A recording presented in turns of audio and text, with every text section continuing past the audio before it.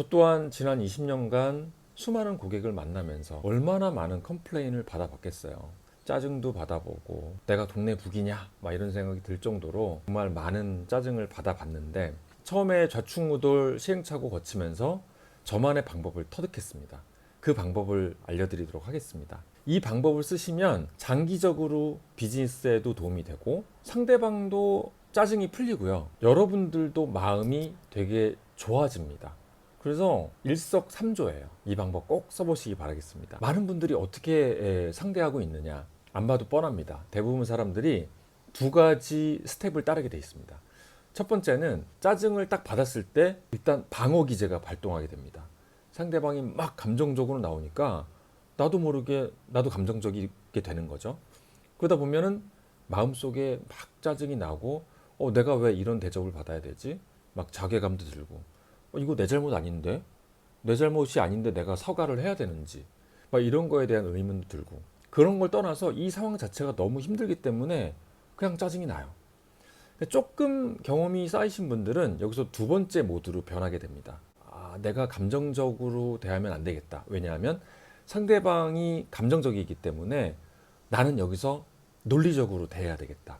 이성적으로 대해야지. 나는 저렇게 감정적인 사람이 아니야. 난 논리적으로, 이성적으로, 정량적으로 상대방을 상대할 거야. 그럼 내가 이 싸움에서 이길 수 있어. 이렇게 변하면서 굉장히 사무적으로 바뀌게 됩니다. 목소리 톤도 사무적으로 바뀌게 되고요. 감정적으로 섞이려고 하지 않아요. 근데 이거의 단점이 뭐냐 하면은 상대방은 더 짜증을 내게 되고요. 나도 전화를 끊고 나서 뭔가 앙금이 남아 있어요. 그래서 이 사건을 빨리 해결은 했지만 가슴에 멍이 남겨져 있습니다. 그래서 전화는 끊고 일은 끝냈지만 일단 그거를 회복할 시간이 또 필요해요. 1시간, 2시간 걸립니다. 결국에는 해결이 아닌 거가 되죠. 자, 그러면 어떻게 해야 되느냐? 제가 얼마 전에 실제로 경험했던 사례를 들려드릴게요. 제가 스타트업에 컨설팅을 하러 갔는데 회사가 작은 회사였어요. 크지 않은 회사였기 때문에 이렇게 회의실이 따로 있는 게 아니라 그냥 파티션으로만 구분된 그런 회의실이었어요. 간이 회의실이죠. 거기서 대표님하고 이제 대화를 하고 있었는데 저쪽 한켠에서 이제 전화 벨 소리가 울립니다. 전화를 직원이 받았는데 내용이, 상대방의 내용은 들리지 않지만 딱 목소리 톤만 들어봐도 알 수 있잖아요. 벌써 이미 짜증이 났고 상황이 안 좋다는 거를 직관적으로 알 수 있습니다. 내용이 뭐였냐면은, 나중에 이제 전화 끊고 나서 내가 물어보니까 지난주 금요일까지 저희가 납기를 해드린다고 약속을 했는데 배송이 안 된 거예요. 그래서 주말 동안에 고객은 기다렸고 이제 월요일 아침이 됐습니다. 이제 오늘이 월요일 아침이고 오늘 전화를 걸어서 막 컴플레인 하는 거예요. 왜 지난주에 약속했는데 안 지켰냐? 너네들 회사 때문에 내가 이렇게 비즈니스에 피해를 봤다. 막 쏟아냈겠죠. 그러니까 이 사람은 지난주에 내가 약속한 것도 아니고 다른 분이 그렇게 약속한 거고, 나는 다짜고짜 전화를 받고 너무 당황스럽고 내 잘못도 아니고 어쩌란 얘기냐. 그러니까 대응을 어떻게 했냐면은, 네 알겠습니다. 네 회사 어디시죠? 네네 지금 이거 출고가 안 됐고요. 오늘 배송해 드릴 테니까 내일까지는, 늦어도 내일 모레까지는 발송됩니다. 걱정하지 마십시오. 이렇게 이거를 그냥 마무리하려고 하는 거죠. 그런데 상대방은 마무리가 되겠습니까? 안 되겠죠. 계속 컴플레인을 하는 거예요. 그러니까 늦어도 내일 모레까지는 간다고요 하고서 전화를, 자기도 약간은 좀 기분 나쁘게 얘기하고 전화를 끊어버린 거죠. 자, 여러분들 제3자 입장에서 어떻게 생각이 되세요? 본인도 마음이 별로 안 좋고 상대방은 어땠을까요? 상대방은 컴플레인을 했죠. 지난주에 납품이 되지 않은 거에 대한 컴플레인을 하는 거죠. 그런데 이 담당자는 그것에 대한 그 감정을 어루만져 주지 않았던 거예요. 그러다 보니까 고객은 이 마음속에 본인의 불만이 풀리지 않은 거죠.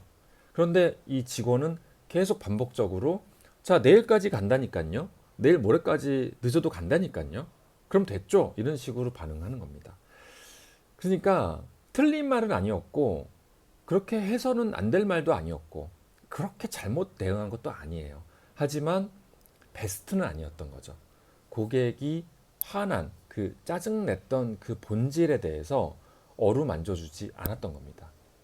자, 그러면 어떻게 하면 될까요? 누군가가 나한테 짜증을 내면 내가 너무 잘못했습니다, 제가 죽을 죄를 졌어요, 이런 식으로 사죄를 해야 하는 것이 능사가 아니라, 사죄는 사죄고 그보다 더 중요한 것은 내가 고객님을 도울 준비가 되어 있다는 그런 의지를 밝히는 게 중요해요. 그러니까 다른 부서에서 잘못했어도 이거는 제 일이 아닙니다만 제가 도움을 드리겠습니다 라고 하는 의지를 보여드릴 필요가 있다는 거예요. 그리고 두 번째, 이게 핵심인데요. 아까 제가 감정을 어루만져 주지 않았다는 게 문제라고 했잖아요. 감정은 어떻게 어루만져 주냐면 attend and acknowledge 기법을 사용하시면 됩니다. attend and acknowledge 기법은요, 1번 attend. attend는 일단 경청하는 거예요. attend라는 게 이제 출석하다라는 뜻인데 이제 경청하다라는 말로 의역이 됩니다. 상대방이 막 짜증을 내면요, 일단 그 짜증을 조금 충분히 들어줄 필요가 있어요. 상대방이 짜증을 쏟아내야지, 어느 정도 쏟아내야지 그 사람은 짜증이 풀립니다. 그걸 막는다고 막아지는 게 아니에요. 일단 쏟아낼 시간을 충분히 주세요. 조금 고통스러우시더라도 일단 쏟아낼 시간을 주시는 겁니다. 그게 바로 집중하다, 어텐드입니다. 두 번째는요, 어크날리지입니다. 어크날리지는 인지하다, 그러니까 인식시켜주는 겁니다. 인지를 시켜주는 거예요. 상대방으로 하여금 내가 당신의 그 고충을, 짜증을 인지했다 라는 거를 알려드리는 거예요. 어떻게 알려드릴 수 있을까요? 그것은 고객이 했던 그 짜증을 저의 언어로 다시 얘기해 주는 겁니다. 여기서 중요한 거는 나의 언어로 상대방이 말했던 것을 얘기해 주는 거예요. 이게 무슨 말일까요? 이를테면 상대방이 아니 지난주에 왜 보낸다고 해놓고서 안 보냈습니까? 라고 막 짜증을 내면요, 그냥 듣고만 있는 게 아니라 아이고 지난주에 저희가 분명히 보내드린다고 약속을 했는데 저희가 못 지켜드렸군요, 정말 업무에 얼마나 지장이 많으셨을까요, 이런 식으로 나의 언어로 다시 한번 얘기해 주는 거예요.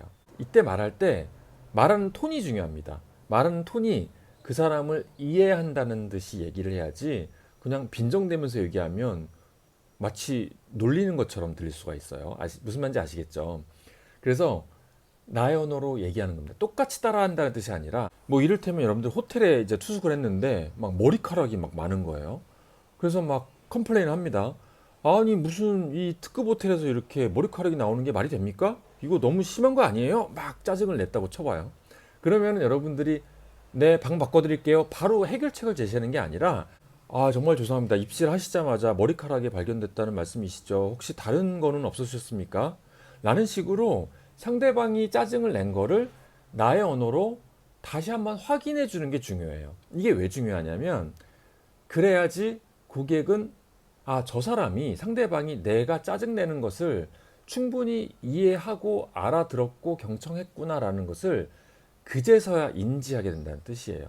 이 과정이 없으면 상대방은 감정적인 상태이기 때문에 저 사람이 내 얘기를 들은 거 맞나? 라는 의심을 하게 되고 이게 마음속에 있는 응어리가 풀리지 않게 되는 겁니다.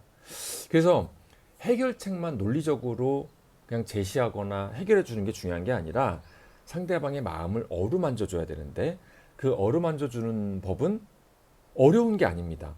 집중해서 듣고 나의 언어로 상대방이 했던 말을 말해주는 겁니다. 그것만 해도 상대방은요, 제 경험상 대부분 풀립니다. 대부분 짜증이 풀려서요, 아마 화났던 게 막 짜증냈던 게 100이었다면 한 30까지 떨어지게 돼 있어요. 근데 그때서는 이제 여러분들이 논리적으로 이성적으로 대하면 대화가 됩니다. 근데 짜증을 내는 상태에서 아마 여러분들이 아무리 논리적으로 얘기를 해도 그 사람과 대화가 안 되실 거예요. 왜냐하면 이미 그분은 감정적인 상태이기 때문에 그렇습니다. 아시겠죠? 이 방법 꼭 써보시기 바라겠습니다. 그렇게 되면 상대방도 짜증이 많이 누그러들고 여러분들도 전화를 끊고 나서 기분이 굉장히 좋아지실 거예요. 그리고 롱텀으로도 고객과의 관계가 개선이 되는 그런 효과를 분명히 가져갈 겁니다. 여러분들 이 방법 꼭 써보시고요. 짜증이 만약에 고객이 여러분들께 막 아무 이유 없이 짜증이 내더라도